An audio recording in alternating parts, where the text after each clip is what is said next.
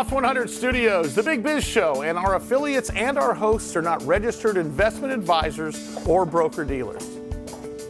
Our show hosts make no commitment that the purchase of securities of companies profiled or otherwise mentioned in our programming are suitable or advisable for any person, or that an investment in such securities will be profitable in general.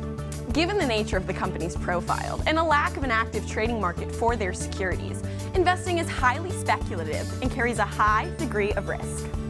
We profile selected publicly traded and privately held companies on our program. Most of these companies that we profile have provided compensation to Loft 100 Studios and its hosts for the profile coverage. From time to time, we sell shares of the companies profiled in the open market that we receive as compensation for coverage of client companies. But never sell stock if we are speaking about, interviewing, or covering a public company who has paid us compensation. Specific questions on compensation can be directed to producer@sullyentertainmentgroup.com. Listeners should verify all claims and do their own due diligence before purchasing any securities mentioned on this program. Investing in securities is speculative and carries a high degree of risk. We encourage our listeners to invest carefully and read the investor information available at the websites on the Securities and Exchange Commission, SEC at sec.gov, or the Financial Industry Regulatory Authority, FINRA, at finra.org. Welcome aboard. Welcome to the Big Biz Show, featuring insight, analysis, and a lot of stuff that's none of your business. Hold on. This is the Big Biz Show. I think it is their business. Making the markets work for you. Here's the man with the plan, Sully.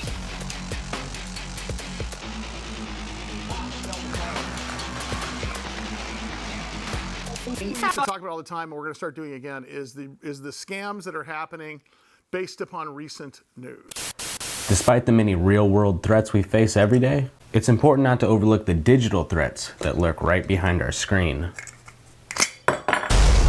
Ransomware attacks have become a threat to individuals, companies, and even government entities. These attacks include malicious software that encrypts important files on a network or a device, effectively locking the user out until they pay the ransom. This isn't your mom's Tupperware that you keep forgetting to return. We're talking ransomware. February 22nd, 2023, Dole Foods Company was hit with a huge ransomware attack, disrupting operations and causing huge financial loss. The attack was caused by an employee opening a malicious attachment on an email, leading to the installation of ransomware on the company's network.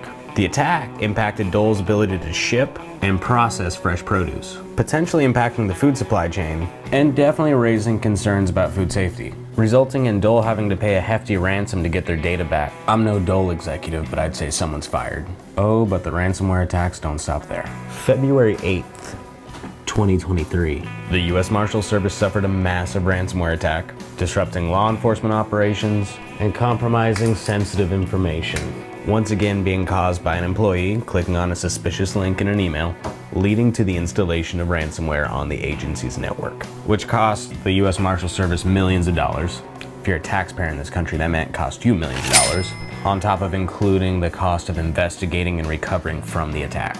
And now we're talking concerns of national security as well, because the compromised information contained names, addresses, and social security numbers of current and former prisoners, witnesses, and informants.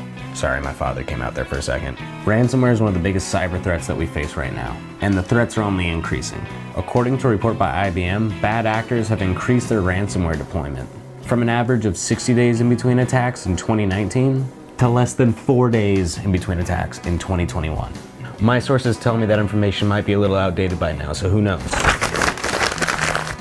In fact, according to a study by Cybersecurity Ventures, the global cost of ransomware is expected to reach $20 billion by the year 2025, leading to lost productivity, increased insurance premiums, decreased investor confidence, and even threats to our criminal justice system and national security.